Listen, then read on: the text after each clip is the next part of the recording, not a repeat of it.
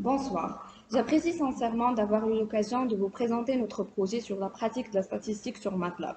Avant d'entamer ce projet, nous profitons de cette occasion pour remercier tout d'abord notre cher professeur, M. Abdelatif Razi, qui n'a pas cessé de nous encourager pendant la durée de formation ainsi que sa générosité. Aussi, nous tenons à remercier tous les personnels de l'École supérieure d'ingénierie et d'énergie pour leur sympathie et leur gentillesse. Enfin, nous tenons à remercier tous les gens pour leur propre temps qu'ils ont consacré pour voir cette vidéo. On passe ensuite à notre plan qui est, en premier lieu, on va parler de l'introduction. On va entamer après les généralités sur la pratique de la statistique dans MATLAB, puis le logiciel de statistique, après l'étude de cas, et finalement, on finit par une conclusion. Tout d'abord, les statistiques, ça veut dire quoi? Les statistiques sont une branche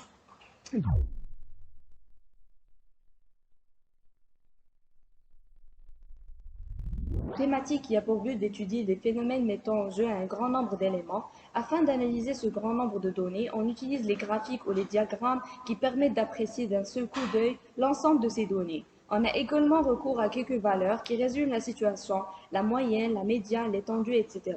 Notre projet a été conçu pour créer un logiciel de calcul sur MATLAB qui est de même censé pour faire l'analyse de données, la visualisation de graphiques, la généralisation de matrices, le développement d'algorithmes, ou le développement d'applications. Ce rapport est subdivisé en deux chapitres. Le premier chapitre consiste à définir en premier lieu la statistique et ses modes qui le constituent et la relation qui nous intéresse entre MATLAB et la statistique. Et le dernier chapitre portera sur le logiciel et l'étude de cas.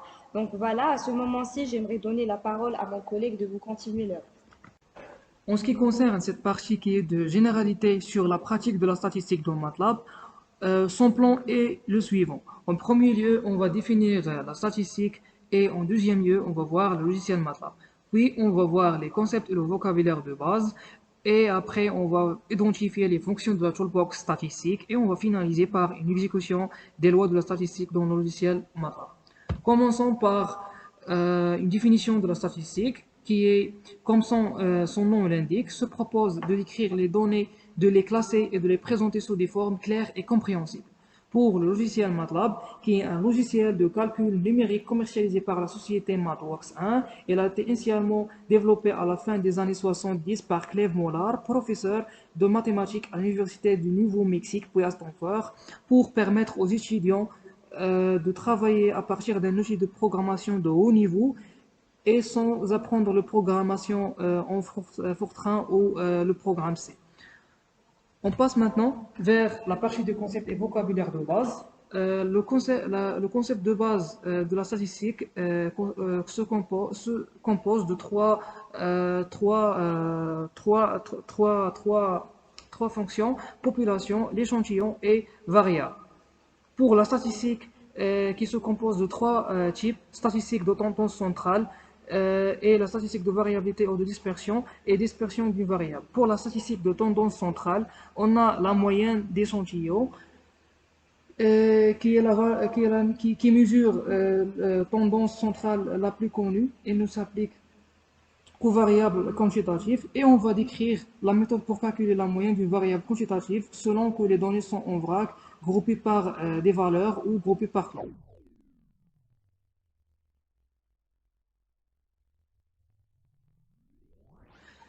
Pour la médiane, qui est une valeur de variable qui divise l'échantillon en deux groupes égale à effective, il y a 50% des données qui sont inférieures ou égales à la médiane et 50% des données qui sont supérieures ou égales à la médiane. Et on a le mode qui est une valeur de la variable qui a la plus grande fréquence et on le note par MO entre parenthèses grand X. Pour la statistique de variabilité ou de dispersion qui contient la variance d'échantillon et la distribution d'une variable qui contient aussi l'effectif et fréquence et une distribution d'une variable. On passe maintenant vers les fonctions de la toolbox statistique. Pour parler avec MATLAB, on a besoin d'un langage spécifié. Pour cette raison-là, on a besoin des paroles compréhensibles, c'est-à-dire de décrire les fonctions de toolbox statistique qui calculent les bases de la statistique, la moyenne, la médiane et les quartiers. Pour cela, on a la première fonction qui est rand, générateur aléatoire associé à la loi uniforme de U qui appartient aux intervalles 0,1, puis rang de n, générateur aléatoire associé à la loi normale de n entre 0 et 1. Et la fonction min de x qui calcule la moyenne empirique de x. Pour la fonction variance, on a var de x qui la calcule, et pour l'écart type, on a la fonction std de x qui calcule l'écart type empirique de x. Pour calculer la somme des composants de x, on a besoin de la fonction somme de x. On passe maintenant vers la partie d'exécution des lois de la statistique. On va exécuter sur MATLAB la loi de Student, la loi normale, la loi Key-2 et la loi géométrique et la loi de Poisson et finalement la loi binomiale. Pour le script de la loi normale est comme le suivant. Voici, en premier lieu, on a créé un vecteur qui contient rent dans la première colonne et la deuxième colonne et la troisième colonne. Puis on a identifié chaque fonction, puis on a introduit ici la fonction plot qui va nous permettre de trouver la figure. Pour cela, on va cliquer sur le bouton Run qui va nous indiquer la figure de la loi normale. On passe maintenant vers la loi de Students. Son script est comme le suivant. La même chose comme on a fait dans la loi normale. On a généré toutes les fonctions nécessaires pour le script pour la loi de Students. Et on a introduit la fonction plot pour générer son figure. Pour cela, on va cliquer sur le bouton Run. Et voici son figure de la loi de Students. On passe maintenant vers la loi de Poisson. Son script est comme le suivant. Pour l'exécuter et élaborer son graphe, on va cliquer sur le bouton Run aussi. Et voici la figure de la loi de Poisson. On passe maintenant vers la loi de Key-2. La même chose, on a identifié chaque fonction et on a introduit la fonction plot qui va élaborer le graphe de la loi de Key-2. Pour cela, on va cliquer aussi à Outlier sur le bouton Run. Et voici la figure de la loi de Key-2. Passons maintenant vers la loi de géométrique. Et son script est comme le suivant, la même chose. On a identifié les fonctions et les vecteurs. Puis on a introduit la fonction plot. Et pour l'exécuter, on va cliquer sur le bouton Run. Voici la loi géométrique, son graphe. On passe maintenant vers la dernière loi qui est la loi binomiale. Son script est comme le suivant. La même chose, on a identifié les fonctions, chaque fonction et chaque colonne, comme le vecteur R qui contient la fonction nord nt et l'histogramme de la loi binomiale. Pour exécuter ce script, on va cliquer sur le bouton Run. Et voici la figure de la loi binomiale. Je laisse la parole à mon collègue Yassine pour vous présenter comment créer un logiciel statistique sur MATLAB et de faire avec vous une étude de cas. Alors, dans cette partie, d'après tout ce qu'on a vu comme définition et vecteur de statistique sur MATLAB, vient maintenant à la partie essentielle, c'est comment pratiquer tous ces points, d'où la raison pour laquelle on a choisi de créer un logiciel de calcul de moyens, l'écart type, afin de faciliter la tâche sur l'utilisateur. Et maintenant, je cite les étapes à suivre pour la création de notre logiciel de calcul statistique. En premier lieu, on commence par la création de la première fenêtre qui nous permet de se connecter sur notre espace. La deuxième, la création d'une table qui va afficher nos données. Et la troisième étape, et la dernière, les choix des importantes mesures statistiques. Passons maintenant au MATLAB où on a créé notre logiciel. Voici les différentes lignes qu'on a codées. Par exemple, comment insérer une figure. Voici le code utilisé, c'est imread. Et aussi, voici le mail, le mot de passe qu'on a utilisé pour se connecter à notre logiciel. fait run. On entre notre mail.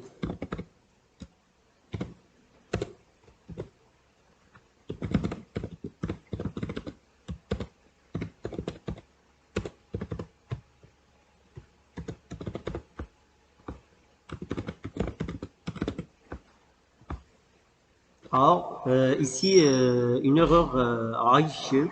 Donc, il y a une erreur au niveau de mail ou bien le mot de passe. Donc, ici, on tirer du 6.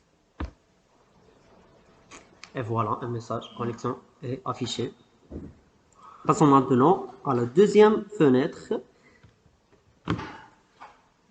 C'est la fenêtre